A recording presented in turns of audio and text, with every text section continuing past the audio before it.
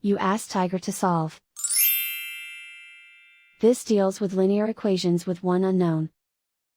The final result is z equals -12. Let's solve it step by step. Isolate the z. Divide both sides by -6. Cancel out the negatives.